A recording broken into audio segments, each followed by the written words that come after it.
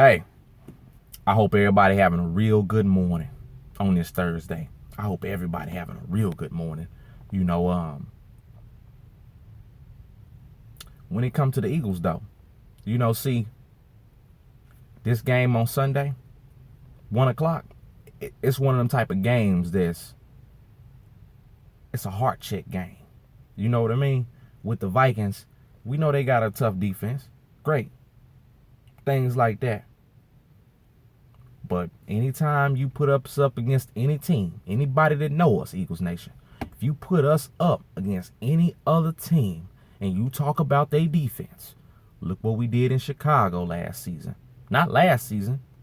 It happened in January, right? We played that game in January. January was 2019. Yeah. January of last season was, 29. You see what I'm saying? So it wasn't even a calendar year ago. That's what type of team we are. Anytime you say, oh, Minnesota, they're good defense, they're great defense. Okay, vaunted defense. Put 38 up on them. Granted, it was in Philly. Next year, what we lose, 26-24, something like that. Adam Thielen caught something on a third or fourth down.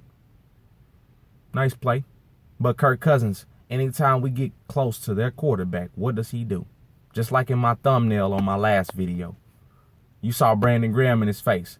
First thing he does is he try to tuck, duck, and get up out of there.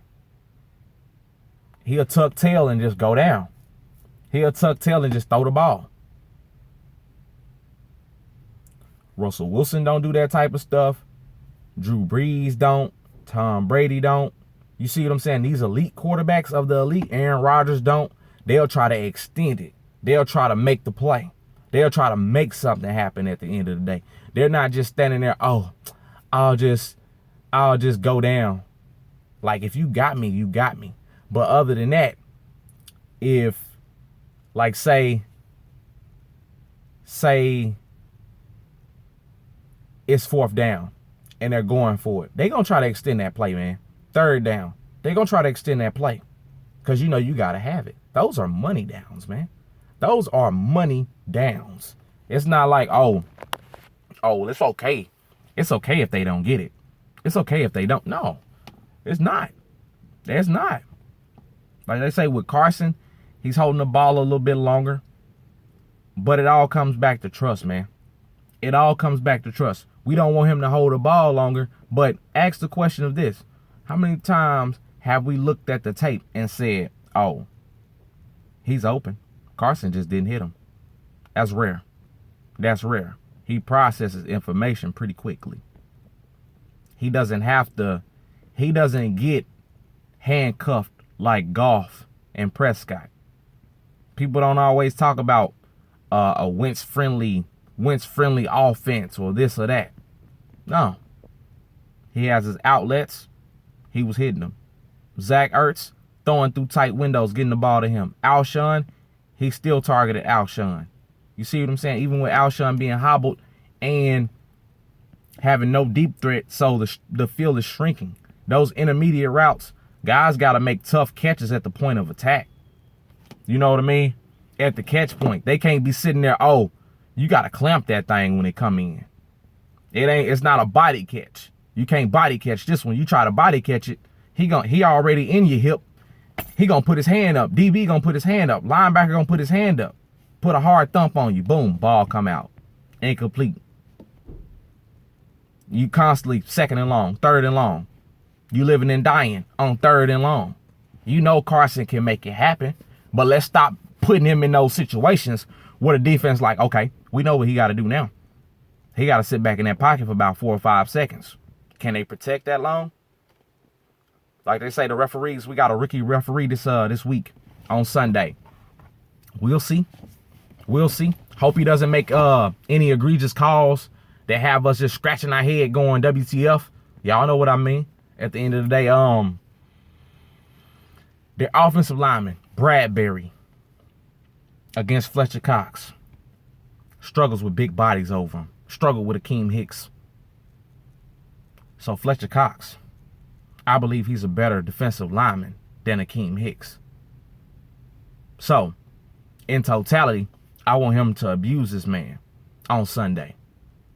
Within the confines of the game, of course. But I want him to abuse this man. Work him over. Make the guards start having the extra protection over there. Give me a little double team. You know what I mean? 4 eyes instead of 2. 4 eyes instead of 2. Because then, Brandon Graham. You see what I'm saying? Derek Barnett. Let's not get no extra penalties this week, man. We don't have no time for that. Going low. We don't have no time going low. Hitting them in the head. Slamming them. Hey, he let the ball go. Let him go, man. Let him go. Because this is one of those games where the referees will try to insert themselves into it because it's going to be a chippy game. It's going to be the fan base, their fan base, the North Dakota fans coming up for Carson Wentz. You see what I'm saying? There's going to be a lot of conflicts of interest in this game. There's going to be a lot of hands in the pot. A lot of eyes on this game, too. A lot of eyes on this game. You know? So, as long as we come out taking care of business, getting it done on third down, staying on the field, not getting those penalties, running that ball, Carson Wentz, Zach Ertz, Alshon, a little bit of Dallas Goedert. You know what I mean? Because Dallas Goedert, he's still coming back off of calf, right? You see what I'm saying? He's still battling through, too. Him and Alshon ain't making no excuses. They still out there battling, man. So I got to give it up to those guys. I got to commend those guys for being professionals, keeping their head down and going, I'm going to play. I'm going to play, and I ain't going to make no excuse about injuries. Guys banged up.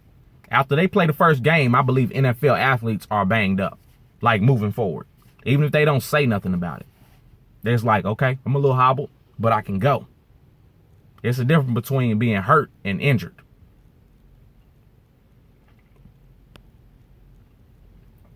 I believe we take this team out this weekend with a score of 27-21. 27-21. I feel like we'll go for 2 or try to kick a field goal and we'll miss it. You know what I mean? We'll miss it. We either miss it or incomplete pass or penalty or something. You know, something crazy. Like I just got through talking about with the referees. You know how it go. And plus, we haven't been really cleaning up our penalties over the past 2 weeks. Not to where Doug and the offense and Doug is happy in the press conferences. Coach not happy, we not happy. We take our beat off our coach. So, Minnesota in for one. Now, if we would have hung 50 up on the Jets, 50-0, something like that, backups come in, play in the third quarter, fourth quarter, beginning of the fourth quarter, play the whole game, then guess what? We would kind of be overlooking Minnesota, coming in on just sheer confidence. We're not. See, we taking you one game at a time. See, that's dangerous. When we look at one team, 1 week, the fan base, the media alike, and the team, you know the team looking at just one game at a time. But as far as our fan base, I hear a lot of us the next 3 games, we're just projecting. Of course, we know that. But we're talking about the next 6 games. But do not get this twisted. We looking at Minnesota Vikings first. We focused on y'all. We're not focused on no other team right now. Because once we get done with you, then we can turn our attention towards what we really want to turn our attention towards. And that's just off history. That's just off rivalry. But see, we got a little new rivalry coming with you guys because we play you guys in a lot of big games. We won a Lombardi in your building. We beat you in the NFC Championship game. Like, we have those big wins over you. You don't have, like, big wins over us where you can go, man, we got Philly number. No, you don't. No, you don't. Couldn't be Chicago to get into the playoffs so you can play Chicago again. Chicago beat you. Couldn't beat us at home, though. Not at their house. Outside. We love playing outside, man. We love playing outside. I told my wife that last night. We love playing outside. We do not like playing inside. That's not our stuff. But we don't mind. We don't mind it. I mean, come on. They're starting to make more stadiums, you know, to acquiesce to the elements. You know what I mean? when it's raining, when it's thunderstorming, the game can still go on if it's inside a building, right? But when we outside in a place like Philly at the Link, if it thunderstorm, that's the only thing that'll stop it. Other than that, rain, sleet, snow, sunshine, hot. Hey, we ready to go. On Sunday, we'll be ready to go. Kirk Cousins, he ain't changed. The weapons around him changed. Weather around him changed. Team around him changed. But he hasn't changed. His dollar amount in his bank account has changed. He's not different, though. He's not a made man. Our D-line get to him, touch him up. Camus, Nigel out there making tackles. Nate Gary out there in coverage. He's starting to make plays for us, man. We do all those things, we will win that game. We will win that game and look good doing it. Look good doing it. Because you're saying they're not an inferior opponent. But to us, we look at them like that from a fan base standpoint.